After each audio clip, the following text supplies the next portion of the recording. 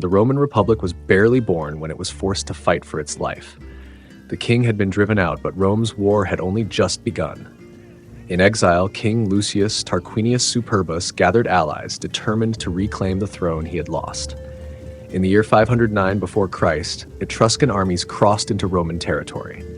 Near the dark woods of Silva Arsia, two worlds collided: the old order of kingship and the fragile promise of republican rule. Here, on blood-soaked ground at the edge of Roman land, the fate of the new republic would be decided. This was Rome's first great battle as a republic, fought not for conquest, not for glory, but simply to survive.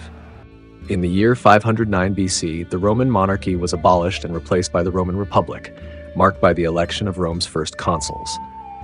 The age of kings had come to an end, but the consequences of that revolution were immediate and violent. The deposed king, Lucius Tarquinius Superbus, whose family originated from the Etruscan city of Tarquini, refused to accept his removal from power.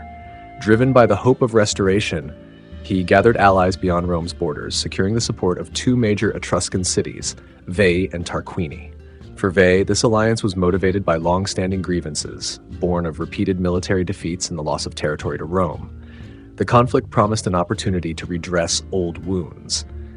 For Tarquini, loyalty was reinforced by dynastic and familial ties to the Tarquin royal house, binding the city's fortunes to those of its exiled king. The armies of Veii and Tarquini advanced into battle under the leadership of the exiled Roman king, Lucius Tarquinius Superbus, while the Roman consuls led their forces to meet them. Publius Valerius commanded the Roman infantry, and Lucius Junius Brutus led the cavalry. On the opposing side, Tarquinius Superbus himself assumed command of the Etruscan infantry, while his son, Arens Tarquinius, was given command of the cavalry. The engagement opened with a clash of cavalry. Among the Etruscan horsemen was Arens Tarquinius, the son of the exiled Roman king. Even at a distance, Arens identified one of the Roman commanders by the distinctive escort of lictors that marked a consul's presence. As the two forces drew closer, he recognized Lucius Junius Brutus by his features. Overcome by anger, Arens denounced him as the man responsible for driving the Tarquins from Rome, and, invoking the gods as avengers of royal authority, spurred his horse directly toward the consul. Brutus immediately perceived the challenge and accepted it without hesitation. In this period, it was considered a matter of honor for commanders to meet one another in single combat. The two men charged with extreme violence, neither attempting to defend himself, intent only on striking down his opponent. Each thrust his spear at the same moment, driving it through the other's shield. Both were mortally wounded and fell from their horses, their spears still embedded in their bodies.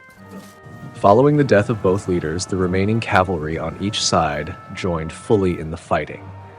Soon afterward, the infantry advanced and the battle expanded into a general engagement.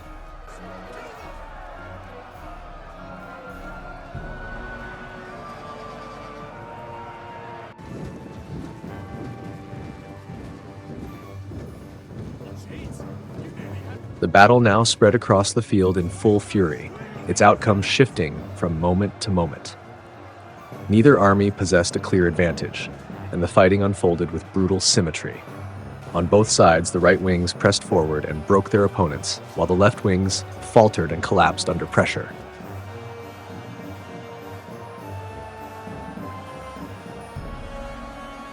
The men of Veii, long accustomed to facing Roman arms and too familiar with defeat, were the first to lose heart. When the Roman lines surged against them, their formation gave way, and discipline dissolved into flight. They abandoned the field in disorder, retreating before the relentless Roman advance. The soldiers of Tarquini, however, proved to be a very different enemy. New to direct conflict with Rome and unshaken by past losses, they stood their ground with determination. Rather than yielding, they pressed forward with increasing force, driving back the Roman troops opposite them.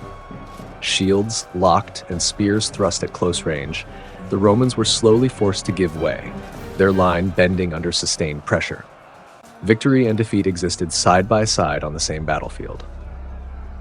Across the battlefield, the air was thick with dust, the cries of the wounded, and the clash of iron on bronze.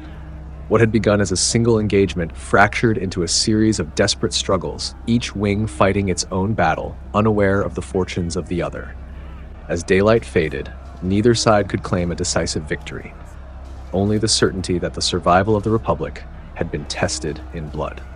As the battle continued in this indecisive manner, panic gradually spread among Tarquin and the Etruscan forces.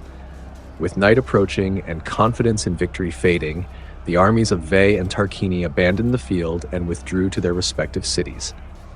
In the ancient tradition, the aftermath of the battle was later embellished with supernatural elements. According to the story, during the silence of the following night, a powerful voice was heard from the forest of Arsia, believed to be that of the god Silvanus, proclaiming that the Etruscan dead exceeded those of the Romans by 1, and that Rome was therefore victorious. Regardless of this legend, the practical outcome was clear. At dawn, the Romans found the battlefield deserted, with no enemy forces remaining. The Etruscans considered themselves defeated, while the Romans claimed victory. Publius Valerius, now the sole surviving consul, gathered the spoils of war and returned to Rome, where he celebrated a triumph. According to the Fasti Triumphales, the events were commemorated on 1st March 509 BC. The funeral of Lucius Junius Brutus was conducted by Publius Valerius with great magnificence, honoring a founder of the Republic who had fallen in its first great struggle. Although the Roman Republic had survived its first battle, the conflict itself was far from concluded. In the years that followed, Tarquinius would secure new and powerful allies, and Rome would soon face an even greater threat, as war reached the very gates of the city in the form of a siege. But that chapter of the struggle belongs to another day.